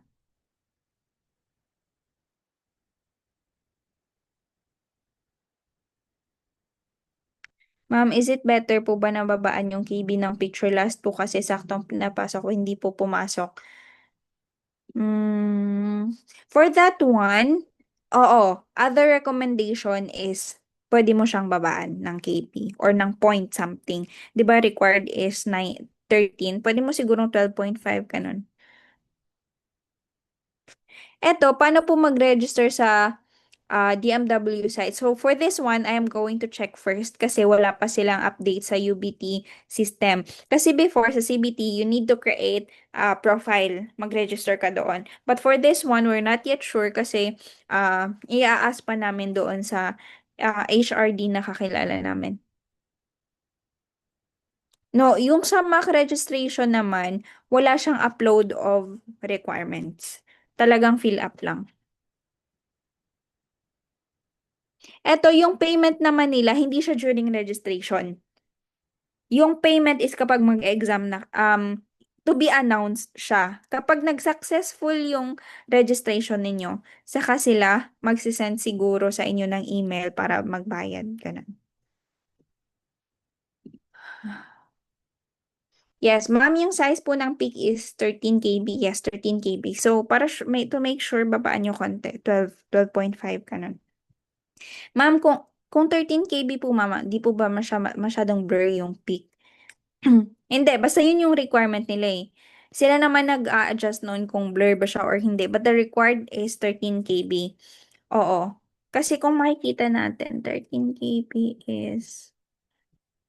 Yeah, somehow blur siya, but not really blur. Siguro as long as makita nila yung mukha nyo, that's okay. Yun. Sila naman kasi hindi nila tinaasan due to the number of registrants. It will take a lot of their memory size nila ng storage nila. So kaya maybe that is also the reason ba't hindi nila tinaasan. Pwede po bang mag-register kahit di mag-exam?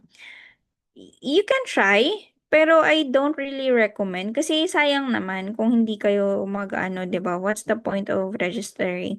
Siguro para ano ma-experience niyo ganun. Pwede din naman ganun. Pero if nakapasa kayo, eh then i-grab niyo na lang din, mag-exam na lang din kayo, 'di ba? Kasi sayang, what if this is the chance? Ma'am, yung sa registration po, ganun na ganun po ba as mock registration? Yes, because except for the uploading of materials. Kasi sa mock registration, mock version, walang nakalagay na upload of materials, upload of photos. So except for that one, I think all are the same.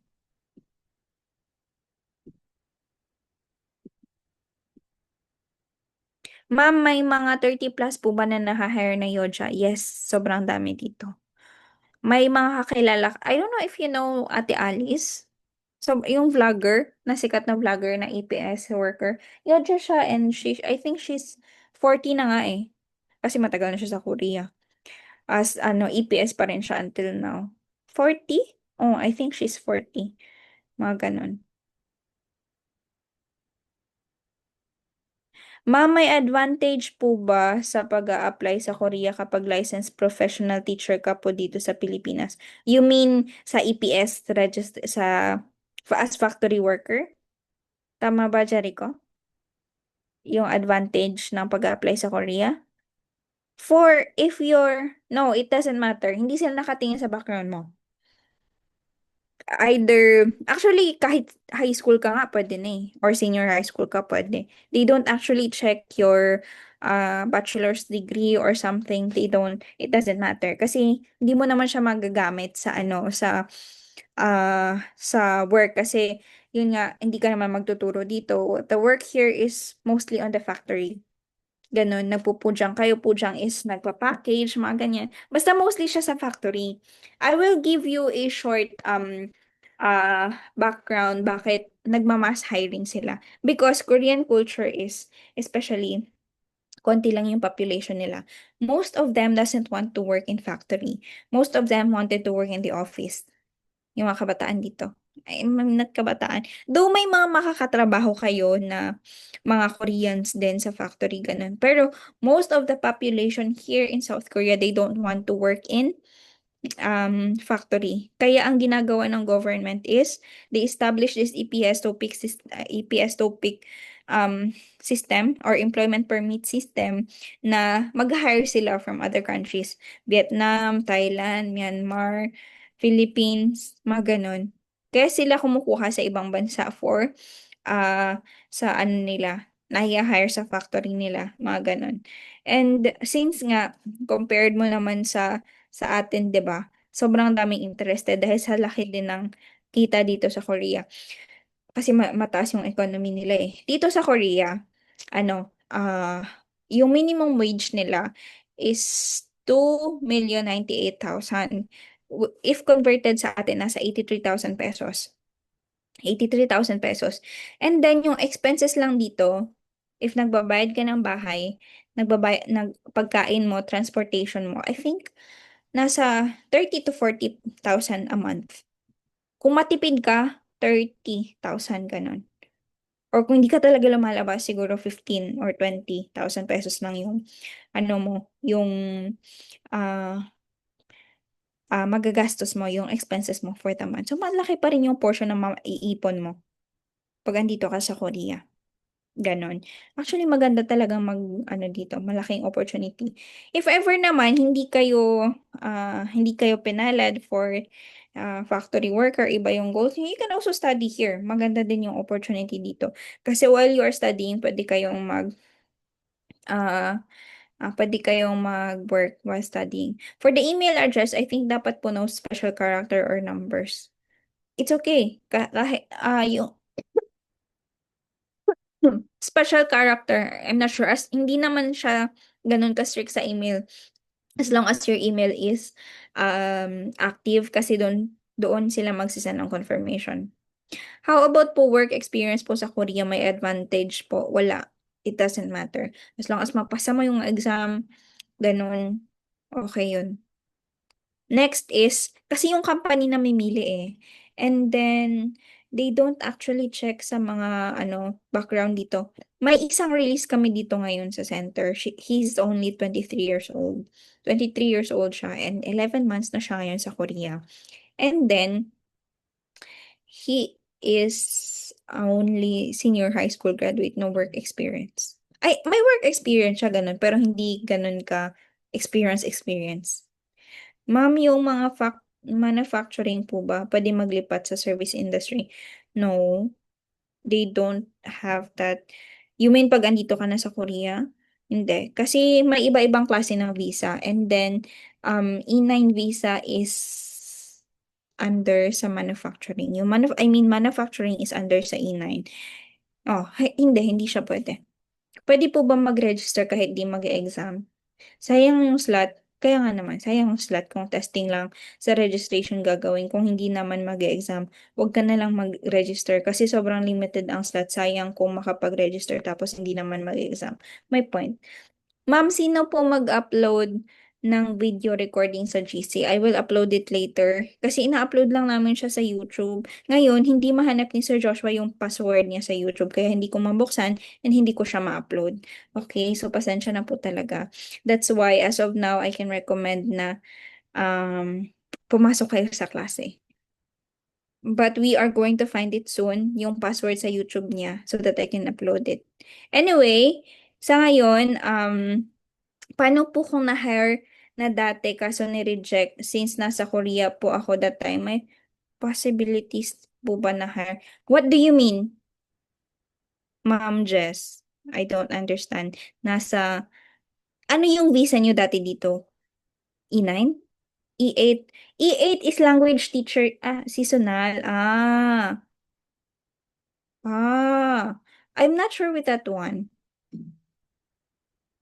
Kaso na ano na yun for sure na reject na yun kasi matagal na, di ba?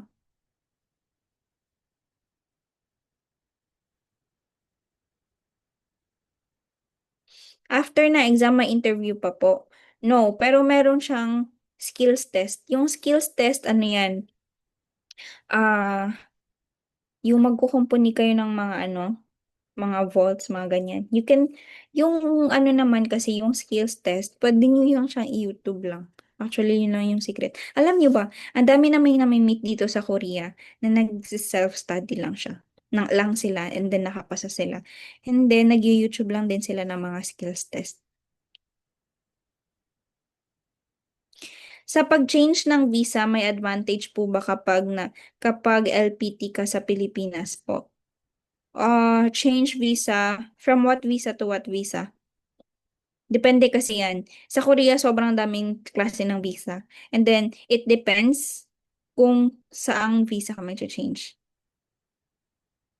Hindi po pala namin mababalikan ang video recording, ma'am. No, as much as possible, as soon as possible, we are going to find it. We are going to upload it. Kung hindi ko siya mahanap yung YouTube link yung YouTube account namin for this night, maybe tomorrow, I am going to send you the Google Drive of the recording. Professional visa is E7.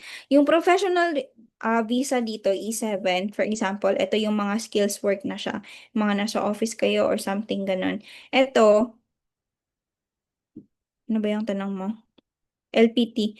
Usually, hindi sila nakadepende doon. Kapag dito, merong language visa dito. Language visa is E2. Pero kailangan mo makahanap muna ng company dito. Kung gusto mo talagang magturo ka ng language. Yun. Pero kapag sa mga from E9 ka, tas professional ka, kailangan mo munang mag-aral ng Korean language dito. Maipasa mo yung topic. Mind you guys iba yung, kasi nabash kami sa page namin, sa Kabayan Filipino Center. We posted, because Kabayan Filipino Center is intended for Filipinos in South Korea. But maybe some of the student of Sir Joshua was able to discover that page, and then may pinost kami doon na kasi may exam, may TOPIK exam and EPS TOPIK exam. Magkaiba yun sila. TOPIK exam is for general. Kahit saan mo siya pwedeng gamitin. Sa school man yan, sa work promotion man yan, anything, pwede mo siyang gamitin. Pero yung EPS TOEIC exam, it is only designed for the people who wants to work in South Korea. Ganon yung EPS TOEIC exam. So, magkaiba sila. Okay? Magkaiba po sila. And yung TOEIC exam, lagi yung may schedule dito sa Korea. And that is what we posted. And then sobrang na-bash yung post namin doon na, wala pang announcement, ganyan, bakit may pa-registration na kayo? And then bakit may bayad ganito, ganyan. So, ayun. If isa kayo doon, now I am clarifying it na magkaiba yun. Kapag student po na pumasok sa Korea then mag-part-time, how much po kaya ang sahod? That is around, depende sa oras eh. Pero I think 60 to 70,000 pesos. Malaki na din siya. If you want to join okay, sa mga ano lang, sa mga, kung gusto nyong mag-student, I will give you, ano to ha, oh my gosh, ano na to, over orientation na to sa inyo ha.